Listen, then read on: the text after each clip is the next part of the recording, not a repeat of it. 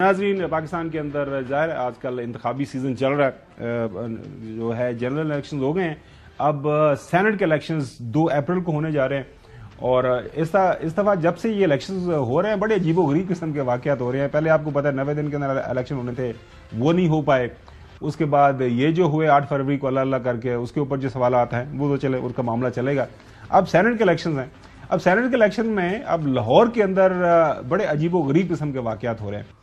पहले हमें हसन ने बताया कि शायद पाकिस्तान मुस्लिम लीग नून की तरफ से जाए मोहसिन नकवी साहब, उनकी टिकट के ऊपर। बाद में उन्होंने दूसरे दिन ही उनकी अपनी खबर की जो है उन्होंने करेक्शन कर दी थी कि नहीं, वो आज़ाद आएंगे।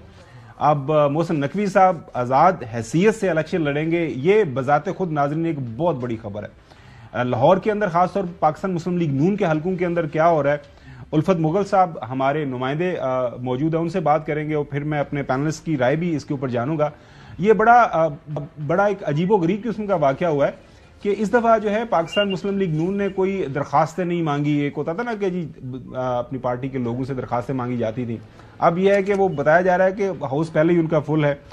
उल्फत मुगल, ये बताइएगा कि खासतौर पर मोहसिन नकवी साहब और ज़ाहिर है औरंगजेब साहब भी आ गए हैं, फाइनेंस वाले, वो चांद एक और भी नाम ज़ेरे बहस हैं, गर्दिश कर रहे हैं कि पाकिस्तान मुस्लिम लीग नून के अंदर चल क्या रहा है। वो मतलब नकवी साहब ज़ाहिर है इनको तो सारे लोग वोट कर रहे हैं, इनको काफ लीग वाले भी कर रहे हैं, सुना पीपल्स पार्टी वाले भी कर रहे हैं, ये भी कर रहे हैं। वो नकवी साहब का एक बयान है, वो भी आपको सुनवाते हैं। तो लाहौर के अंदर इस वक्त मूड क्या है, माहौल क्या है सेनेट के इंतखाबात के हवाले से?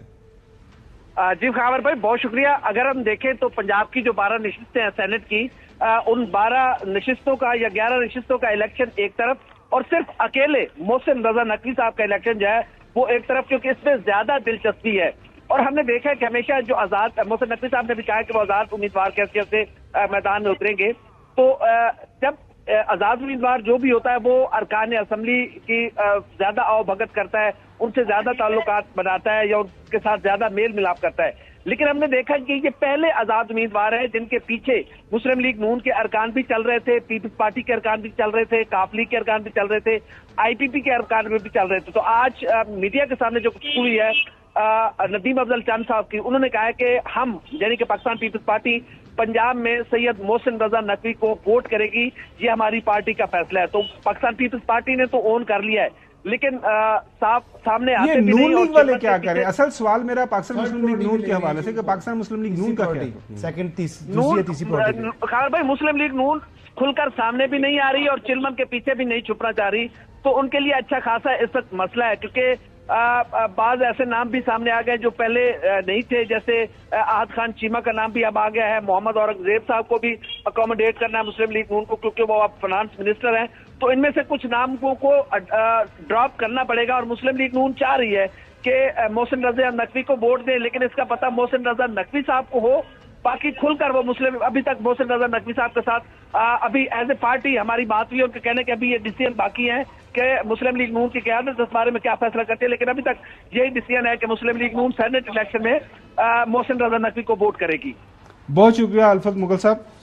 हसन, मैं पहले आपके पास ये तो चले, पहले नकवी साहब ने जो उनसे बात हुई ना, उनसे पूछा कि तुसी किदे नाल, तुहाड़ी किहड़ी पार्टी, तो उन्हें फिर दस्या आप वाहिद उम्मीदवार है जो आजाद हैसियत में लड़े हैं, लेकिन स्पोर्ट सारे कर रहे हैं। क्या जादू है आपके पास? जादू क्या है सर आपके पास? जी, उन्होंने कहा अल्लाह ताला का करम है, बस ठीक है, बस सारे लोग साथ हैं। मुझे बताइए कि तलाल चौधरी का भी नाम चल रहा था। तलाल चौधरी, परवेज रशीद साहब मुस्लिम लीग नवाज के उम्मीदवार हैं। इनको तो बिल्कुल ये उम्मीदवार है, मोहसिन रजा नकवी उनके उम्मीदवार नहीं है। लेकिन अगर चंद वोटों उनको जरूरत पड़ी सेकंड प्रायोरिटी या थर्ड प्रायोरिटी की, तो वो मोहसिन नकवी साहब को दे दी जाएगी। लेकिन उम्मीदवार इनके यही हैं जी।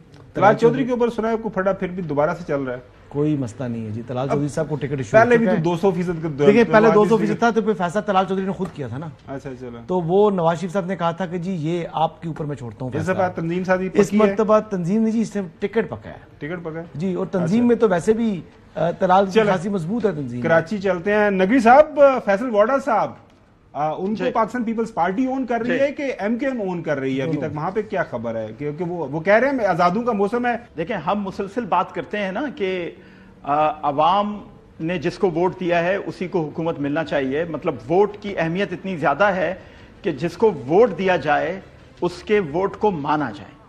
अब मोहसिन नकवी साहब को जो भी वोट देगा पंजाब में, या फैसल वोडा साहब को जो भी वोट देगा सिंध के अंदर, वो अपनी मर्जी से देगा, वो उसका इख्तियार है वोट देने वाले का। हम ना उस पर उंगली उठा सकते हैं, ना उस पर सवाल उठा सकते हैं। एक बात।